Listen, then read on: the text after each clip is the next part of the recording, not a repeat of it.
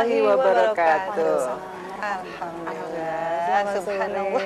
Untuk pemirsa MNC Muslim di rumah, ya. Pastinya kita ketemu lagi di sore hari ini. Alhamdulillah kita masih diberikan kesehatan, nikmat sehat, nikmat iman. Yang pasti sih nikmat kita sama-sama bisa kembali sharing di sore hari ini. Dan tentunya sampai insya Allah ya sampai 60 menit ke depan kita akan sama-sama membahas kajian-kajian yang sangat luar biasa. Tentunya di acara yang kita cintai, yang kita sayangi yaitu Cafe Tos ya. Dan mudah-mudahan nih, walaupun kita cuma dikasih waktu 60 menit, tapi itu sesuatu padat ya, manfaat ya. Sesuatu waktu yang sangat berharga buat kita. Dan mudah-mudahan kita bisa mengambil hikmah dari pelajaran kita hari ini. Nah, kita masih di Bukit Gumati, Batu Tulis Bogor. Ya.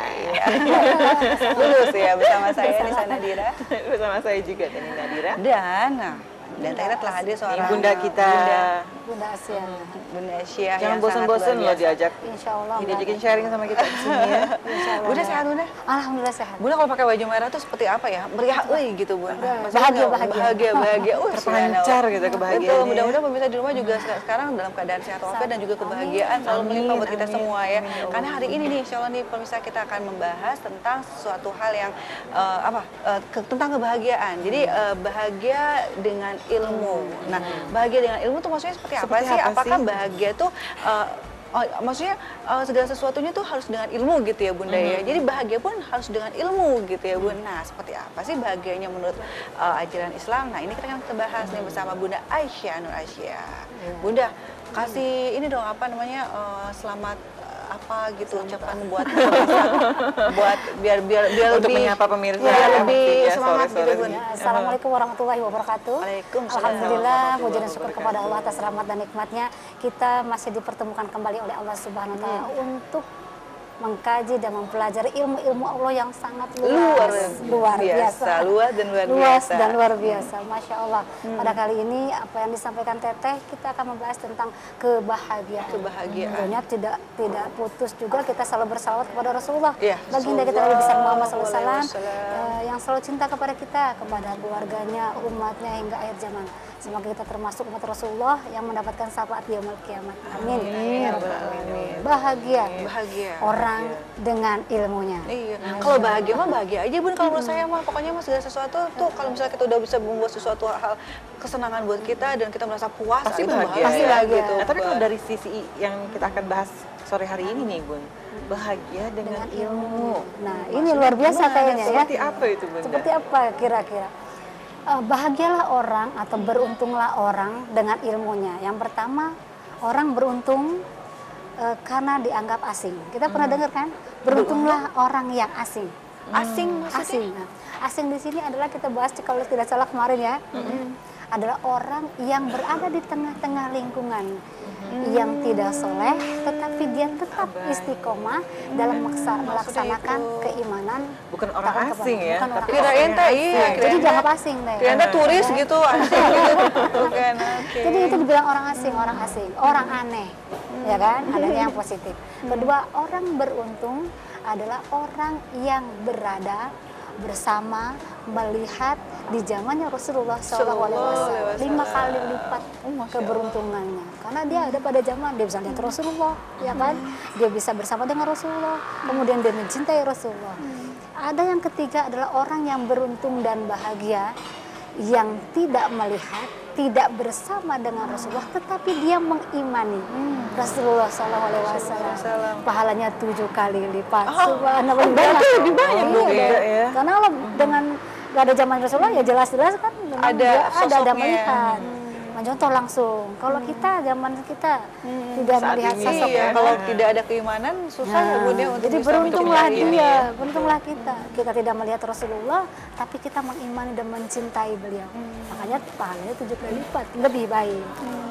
Kemudian beruntung pula orang yang beramal dengan ilmunya.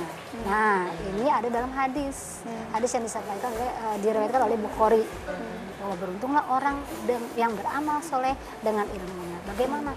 Sesungguhnya kita belajar setiap saat, kita selalu bertolabul ilmi karena Allah dan Rasul mengajarkan kita, memerintahkan kepada kita untuk bertolabul ilmi, faridatu ala kulli muslim. Menurut ilmu, belajarlah engkau wahai muslimin dan muslimat, itu jatuhnya wajib. Wajib ya. Wajib. Jadi tidak ada yang sunnah ya, maksudnya ini malah justru wajib. Mereka yang tidak ada kemampuan gitu tetap harus belajar, makanya Tetap kan belajar biar ya? bisa, Baik. biar bisa. Dia terus apapun belajar. jalannya ya Bun ya. Ya, yang jalannya yang baik ya. Jadi bagaimana caranya berusaha untuk belajar. Seperti saat ini kan kita sedang mengkaji, sedang belajar nih. Ya, pemirsa di rumah juga sedang belajar melihat Kapetosia karena di dalamnya mensiarkan dakwah-dakwah tentang ilmu-ilmu Allah yang sangat luas. Jadi beruntunglah orang yang beramal soleh. Setiap hari kita melakukan kewajiban kita atau beramal kebaikan atau beramal soleh. Ada juga dalam setiap hari kita tidak melakukan buatan amal soleh. Ya, kalau yang wajib sudah jelas kan, sudah ketahuan. Ini sekian, ibaratnya mendapatkan pahala kebaikan karena engkau melakukan kewajibanmu sebagai seorang muslim, diantaranya sholat. Ya, sholat kan setiap hari. Iya. Tapi ada sholat yang tidak setiap hari kita lakukan, tapi pahalanya luar biasa. Tuh, kira-kira sholat apa teh? Tarawih. Sholat tarawih kata Sholat sunnah gitu. Tapi dia sebenarnya bisa dilakukan setiap hari. Oh iya. Iya, pahalanya luar biasa banyak. Sholat tarawih kata teteh ini. Terus sholat sunnah, sunnah kata teh. Iya, sholat sunnah jelas pasti ya. Entah itu dua atau tidak, tapi ini satu. Sholat yang sangat mudah, sangat ringan, gampang banget, tetapi sangat memberatkan. Ringan tapi berat gitu. Ringan tapi Beratnya berat. itu berat timbangan kebaikannya. kebaikannya. Baik. Nah, terus banyak sekali timbangannya, hitungannya itu banyak. Apakah Itu sholat jenazah. Allah, benar Langsung deh. memut deh. Kan jarang kan? Jarang orang mau melakukan setiap hari. Justru sebenarnya ketika kita, makanya beruntunglah orang yang berilmu mengerjakan amal soleh karena dia tahu ilmunya. Orang yang melaksanakan sholat jenazah itu pahalanya luar biasa. Kenapa saya katakan mudah? Sangat mudah banget. Dia tidak pakai ruku, tidak pakai sujud. Iya. Berdiri aja. Dia berdiri saja. Kemudian takbirnya juga nggak banyak. Iya. Cuma berapa kali takbirnya? Ini para kru nih, kalau sholat jenazah berapa takbirnya? Ayo, cowok-cowok. Cuma 4 kali takbir, tidak pakai ruku, tidak pakai sujud. Ini banyak aja alasan orang yang tidak mau sholat jenazah. Alasannya sakit, capek, asam urat. Alasannya Padahal berdiri ya? Padahal dia nggak duduk, nggak sujud, nggak ruku, cuma berdiri. Ya kan? Apakah nggak ringan sekali? Tapi pahalanya subhanallah luar biasa. Kalau kita ketahui ketika orang bertakziah atau menyolati jenazah, maka pahala bagi orang tersebut adalah sebanyak 1 kirat. 1 kira tuh seperti Kirat apa? itu 1 gunung. Satu gunung. Ya, Sekarang kalau ini para misalnya kru nih, kalau sholat jenazah itu pahalanya 1 kirat. satu gunung. Aku ngebayangin kalau misalnya kita ibadah di tanah suci itu kan hampir setiap hari tuh kita sholat jenazah, sholat itu jenazah. berarti berlipat-lipat. Makanya subhanallah, harusnya kalau bisa setelah pulang ke tanah air tetap kita melaksanakan sholat. Tapi kan kita tidak bisa mengharapkan kapan ya sholat jenazah, berarti kan mengharapkan yang meninggal. Kalau sholat jenazah itu kapan saja. Pada Kita saat kan- karena kan belum tentu yang meninggal itu dekat dengan lingkungan kita, bisa jadi yang meninggal daerah sana, daerah sini. Di belahan Jadi dunia seperti lain sholat atau gaib. dimanapun ya. Oh, kan? Maksudnya Iya, kalau- nggak ada iya. jenazahnya di hadapan kita, Iya. tetap aja kita sholat Oh jenazah. itu bisa walaupun nggak ada jenazah depan kita, gimana ceritanya Bun? Maksudnya caranya seperti apa? Sholat seperti biasa. Menyolati niat siapa? sholat. Sholat jenazah, niatkan untuk sholat jenazah, sholat gaib. Pahalanya luar biasa. Sayang kan? Maksudnya sengaja kita sholat jenazah gitu walaupun Iya, tidak ada yang walaupun memang yang meninggal tidak dekat dengan lingkungan kita atau tidak berada di dekat daerah kita. tapi kita niatkan untuk sholat jenazah untuk orang-orang meninggal pada saat itu Nah, gitu. pada hari ini. Pada hari ini. Oh, Saudara kita muslim dan muslimah. oh gitu. Ini makanya perlu kita berilmu kan? Aku pikir memang harus mencari-cari orang yang meninggal Enggak, dulu baru baru sholat. sholat Iya. gitu. Oh enggak. Baik. Pahalanya 1 kirat, 1 gunung kirat. Kenapa 1 gunung kirat dikatakan bahwa pahalanya besar sekali? Bayangin, kalau 1 gunung itu kan semua isinya batu. Iya. Ya kan? Ini sekarang kan lagi musim batu. Jadi musim kalau musim batu ya. Jadi kalau Lagi tren pahalanya ya. 1 gunung, orang menyolatkan atau sholat jenazah, pahala 1 gunung, coba dicari itu. besar. Sapi itu biasanya harganya mahal, warnanya bermacam-macam, itu sebenarnya Bener. Kak, kita minum dulu sebentar ya, kita ulik dulu ya. Nanti kita bahas lagi batunya itu ya.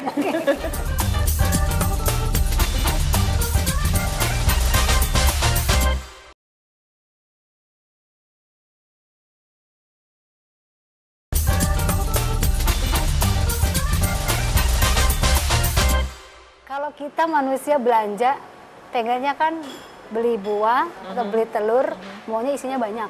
Kayaknya beli batu lagi. Kayaknya bener cuma batu. Ya. Jadi pengennya mau yang banyak kan, mau yang banyak. Terus kalau beli minyak atau apa, berat dan sebagainya, maunya yang berat kalau ditimbang. Ya kan? Dia Tapi juga murah. manusia, tapi murah. Nah ini pahala besar, banyak timbangannya dan berat Males timbangannya. belanjanya. Males belanjanya, iya males belanjanya, males melakukannya. Alasannya encok lah, gue sakit, padahal Capek tadi lah, nggak sempet pekerjaannya lah ya. hanya cuma berdiri. Tidak Ya, mungkin pemirsa di rumah juga banyak yang baru mengetahui ternyata sholat Seperti kita jenazah. ya. Iya, karena ternyata sholat jenazah itu bisa dilakukan kapan saja gitu ya. Bukan saja. berarti kita harus menunggu orang yang meninggal dulu baru kita sholat jenazah gitu ya. Iya. Tapi ternyata kita bisa melakukan sholat jenazah itu kapan saja diniatkan untuk semua maksudnya Saudara kita. saudara-saudara kita yang Saudara meninggal kita yang pada hari itu. Ya, dalam Masya sehari Allah, kita ilmu kerjakan lagi. sangat ringan sebenarnya kan. Bisa kita lakukan setiap hari. Yang kita ketahui kan seperti tadi Teteh bilang, kita menunggu orang yang meninggal baru kita Iya, mengerjakan tapi sholat makanya saya jenazah. bingung. Betul, Waduh, betul. gimana Ya, gitu ternyata. padahal palanya demikian. Baik. Karena nanti di yaumul kiamat, di yaumul akhir, itu nanti ada yang namanya hari perhitungan, ya kan? Hari perhitungan. Kemudian ada namanya yaumul mizan, ya kan? Hari penimbangan, perhitungan dan hari timbangan. Jadi disitulah kita dihitung amal perbuatan kita dan ditimbang berat apa enggak. Kalau banyak ringan, timbangannya pasti kurang teh. Iya. Ya kan? Tapi kalau kita melakukan setiap hari menjadikan suatu kebiasaan seperti misalkan sholat duha, kalau sudah terbiasa kan kayaknya nggak enak gitu kalau setiap hari Kalau tidak misalkan ada gitu hutang ya. rasanya gitu ya, Nah, ada kayaknya, yang kurang. Nggak enak nih udah terbiasa. Nah coba ditambah lagi ditambah dengan pahala yang 1 kirot oleh Allah, dikasih cuma nggak pakai 2 rakaat, cuma berdiri 4 takbir, kemudian nggak pakai ruku dan sujud, tapi Allah kasih pahalanya 1 kirot. Masya Allah, Masya subhanallah Allah, ya Itu Allah. boleh juga dilakukan oleh perempuan Bunda. Boleh, Iya. boleh. Terus ditambah lagi teh, pada saat itu mungkin pas ada kematian dekat keluarga atau lingkungan kita menghantarkannya ke perkuburan. Tambah lagi 1 kirot, 2 kirot. Subhanallah. Coba kalau pakai logika ditimbang, berapa berat timbangan kebaikan itu yang kita perbuat dalam sehari. Tapi Bun, apakah boleh? Maksudnya nilainya berkurang nggak sih kalau misalnya pada saat sekarang nih kita tahu itu sesuatu hal yang sangat luar biasa pahalanya gitu. Terus kita mengharapkan aku mau dapat pahala seperti itu gitu. Berarti kan sudah tidak lillahi ta'ala lagi. Kan gimana tuh Bun? Nah itu Nilainya dirubah seperti dari apa? niat kita aja. Pokoknya semata-mata Kembali pada niat ya, Bu. iya, semata-mata kita melakukan amal perbuatan tersebut karena kita sudah tahu ilmunya, kita lakukan lillah. Jadi biar tidak sia-sia apa yang kita perbuat. Gitu. Jadi ada masa orang yang beruntung ketika melakukan amal perbuatan diantaranya sholat jenazah yang mungkin belum terpikiran oleh kita. Oh ternyata di situ banyak ya. Kan susah loh ngumpulin pahala kasarnya ya. Iya. Ngumpulin pahala sekian banyak. Ini aja belum tentu diterima, Diterima, ya kan? betul. Belum tentu diterima yang melakukan ini. Kok nggak ada tambahannya? Mana nih tambahannya? Oh di sini. Justru ini bisa membantu kita. Ya karena kita pikir-pikir lagi ternyata kan orang yang meninggal itu kan sebenarnya kan di dunia ini bisa Banyak per bisa detik per gitu detik. ya. Nah, kan? Masya Allah. Kenapa kita nggak mau lakukan? Karena kita belum tahu ilmunya. Karena iman itu ilmu itu bergantungan dengan tiga kaitan. Iman, ilmu, amal. Nah, iman itu kan harus dibuktikan dengan perbuatan, dengan amal kita. Sedangkan ilmu harus dengan iman. Ya kan? Yakin, ilmu itu kita dapat yakin. Kemudian amal harus dibuktikan, harus ditentukan dengan ilmu. Kita harus tahu ilmunya. Kalau kita beramal tapi nggak tahu ilmunya, nyasar kan teh? Iya. Kemana larinya? Kemudian kita berilmu atau beramal tidak tahu ilmunya. Kalau beriman kemudian nggak kita buktikan dengan perbuatan kita, kan sama juga pokok. Sama aja, ya. Jadi 3 rangkaian ini selalu berkaitan. Iman, ilmu, Ilmu, amal. amal. Jadi tidak bisa dipisahkan itu deh. selain Tiga itu, kali. Bunda, tadi kan ada ilmu yang bisa menambah Iya. timbangan pahala kita yang seperti itu. Salah satunya adalah sholat Jenazah. jenazah. Nah, selain itu, adakah yang lain, Bunda? Ya, jadi beruntunglah orang atau bahagialah orang ketika dia ikhlas. Ikhlas. Ikhlas. Katanya berat ya. Ilmu ikhlas itu berat ya. Banget. Saya mah ikhlas, kalau masih diucapkan katanya sudah belum ikhlas ya, Bunda, iya, ya? karena kan presentasi ikhlas itu sebenarnya di hati kita. Kalau diutarakan lisan kadang masih agak kepleset ya. Iya. Bahasa ikhlasnya Ikhlas, dengan saya mah lisan kita. ikhlas, saya mah Tapi kan ikhlas. kita menegaskan, Bu. Betul.